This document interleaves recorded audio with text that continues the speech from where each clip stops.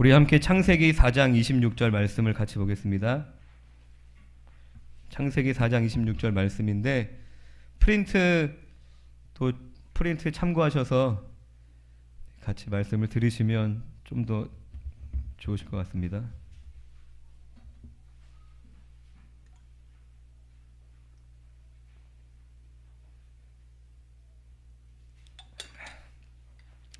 창세기 4장 26절 말씀을 우리 함께 읽어보도록 하겠습니다. 시작.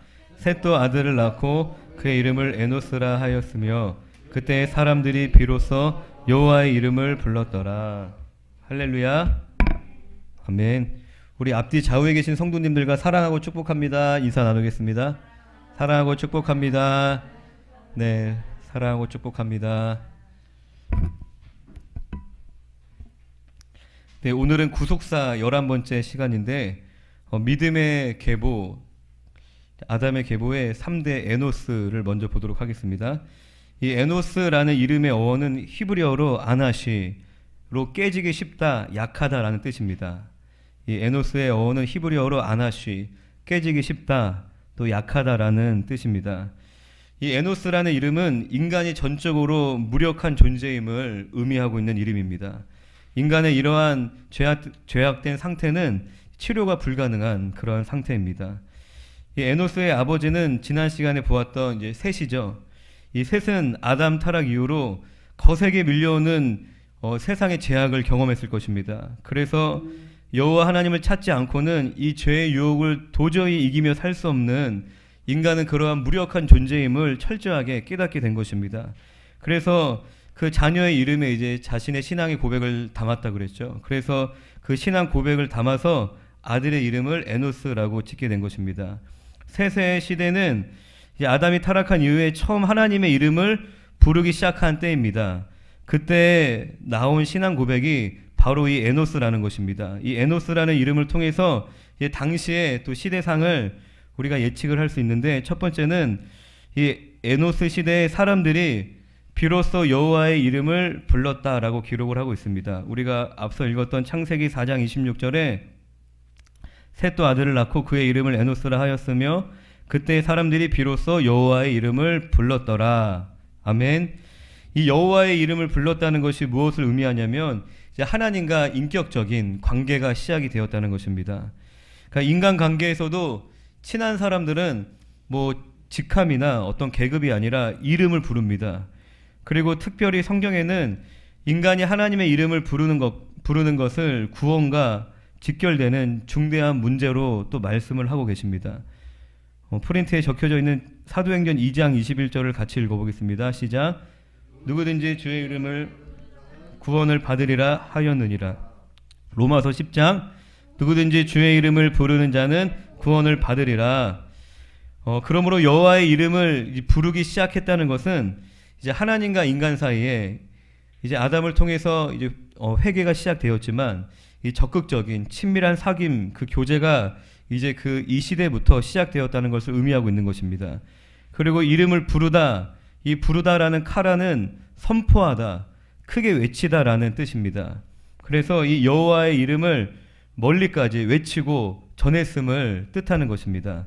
이 에노스 시대에 참된 예배가 회복이 되었고, 그리고 사람들에게 복음을 외치는, 복음을 전파하는 그런 일이 시작되었음을 우리가 알 수 있습니다. 그리고 두 번째로 에노스 시대에 하나님을 믿는 바른 의식, 이 예배 생활이 시작이 되었습니다. 여호와의 이름을 불렀다는 말은 공식적인 예배가 시작되었다는 또 의미도 담고 있다는 것입니다. 창세기 4장 26절을 세머적 성경으로 보면 제가 읽어드리겠습니다. 셋도 아들을 낳고 아이의 이름을 에노스라 하였다. 그때 비로소 사람들이 주님의 이름을 불러 예배하기 시작하였다라고 세번역 성경은 번역을 하고 있습니다. 물론 이때 처음 예배가 최초로 드려진 것은 아니지만 이 하나님을 이제 올바로 섬기는 그런 규칙적인 예배가 시작이 되었다는 것입니다. 신학자들은 이 에노스 시대에 대해서 이렇게 말을 합니다. 하나님의 임재를 갈망하는 예배의 근본 정신과 자세가 확립된 때이다라고 말을 하고 있습니다. 이것은 내 의지를 이제 버리고 하나님의 전적인 통치를 100% 수용하겠습니다라는 그런 자세가 갖춰졌다는 것입니다. 그럴 수 있었던 이유는 자신이 에노스, 즉 연약한 존재임을, 무력한 존재임을 깨달았기 때문에 심령이 가난한 자가 되었다는 것이죠. 주님 없이 살 수 없습니다. 주님을 전적으로 의지할 수 있는, 의지해야 하는 그런 존재임을 깨닫는 그런 은혜가 있었기 때문입니다.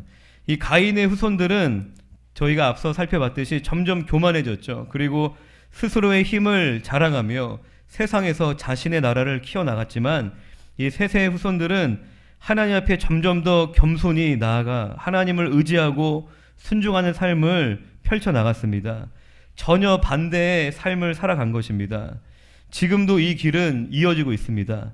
자기를 신뢰하며 자기의 힘과 뜻을 따라 살아가는 인생과 자신을 하나님 앞에 겸손하게 내려놓고 내 아집과 고집을 하나님 앞에 깨트리며 전능하신 하나님을 바라보고 의지하며 순종하는 인생은, 그 두 가지의 인생은 점점 더 다른 모습으로 나아가게 보여지게 되는 줄로 믿습니다. 그리고 세 번째, 에노스는 스스로를 구원하기에 무능하고 나약한 또 전 인류를 또 예표하는 그러한 이름입니다. 우리는 내가 죽을 수밖에 없는 존재임을 깨닫고 그 마음으로 하나님의 이름을 간절히 부르고 찾을 때에 이 구원을 선물로 받을 수 있습니다. 이 에노스 시대에 예배가 회복될 수 있었던 이유는 성도들이 이러한 회개하는 심령을 가졌기 때문입니다. 사도 바울은 로마서 7장 24절에 오라 나는 공고한 사람이로다 라며 자신의 힘으로는 이 사망을 이길 수 없는 에노스적인 그런 나약한 존재임을 깨닫고 고백하였습니다.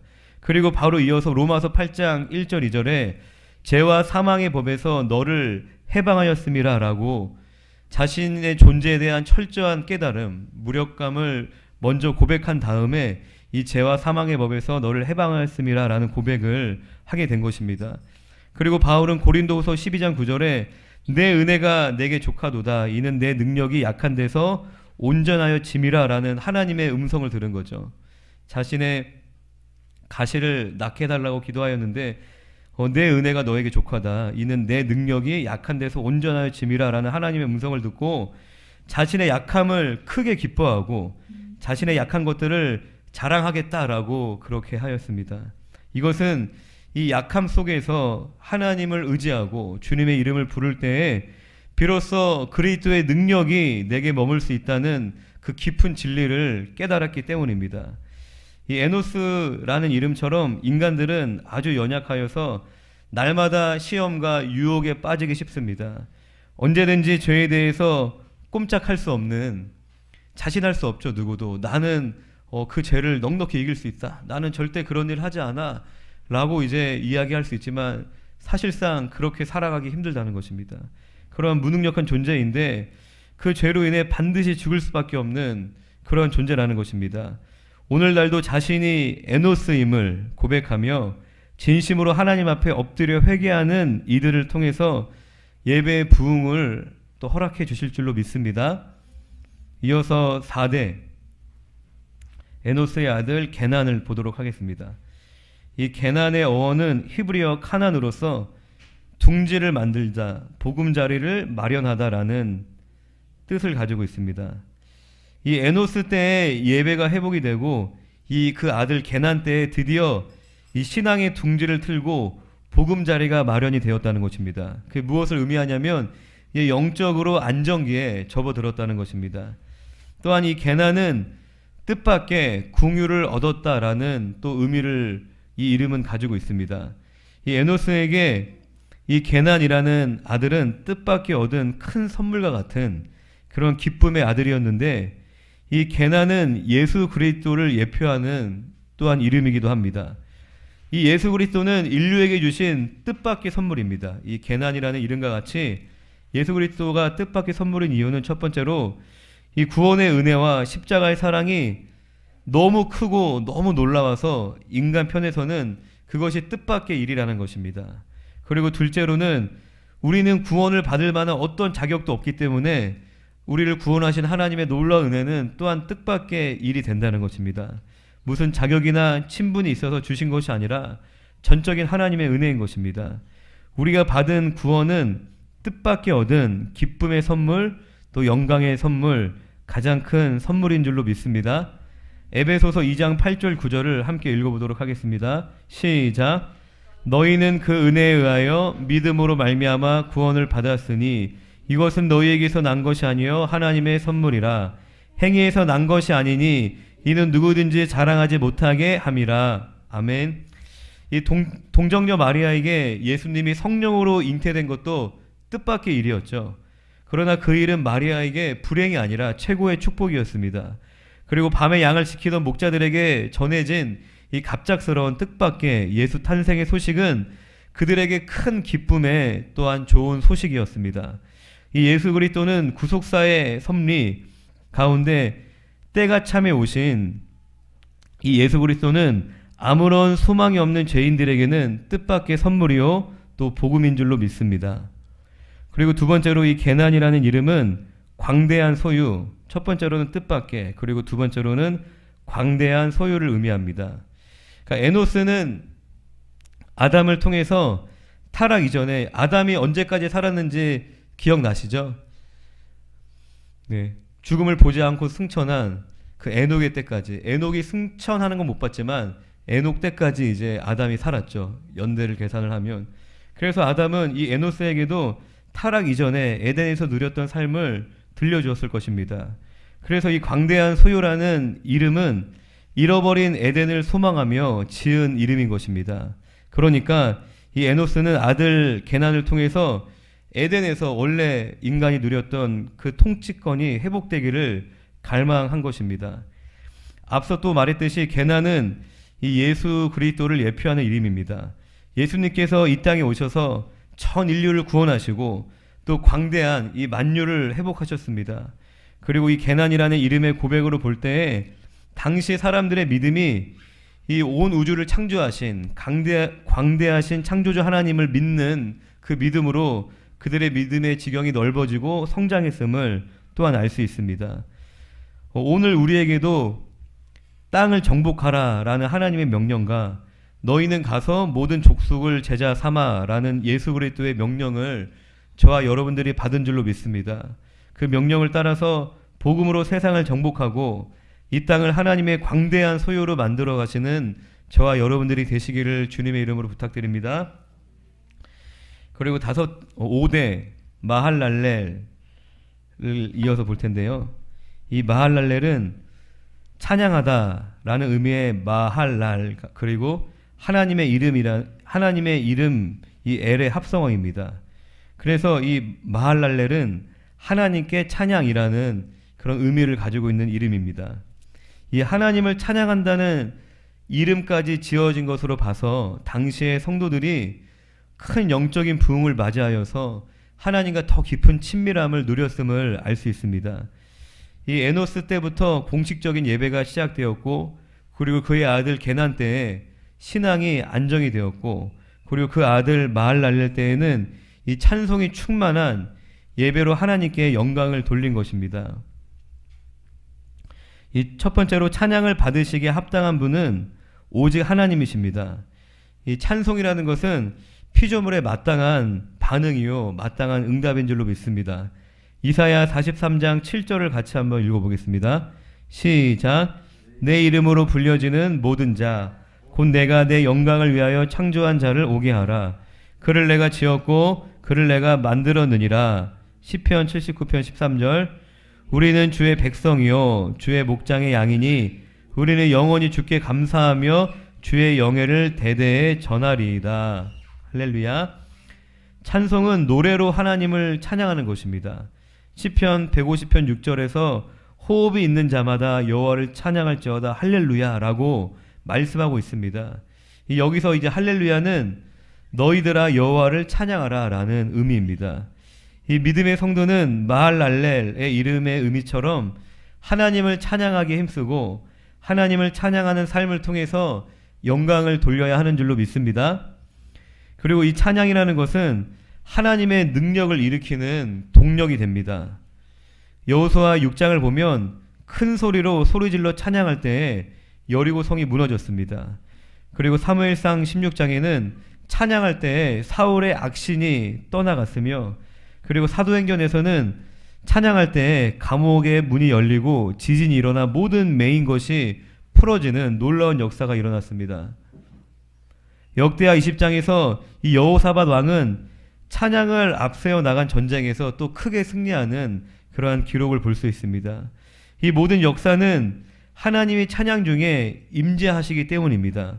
시편 22편 3절을 같이 한번 읽어보겠습니다. 시작. 이스라엘의 찬송 중에 계시는 주여, 주는 거룩하시니이다. 할렐루야.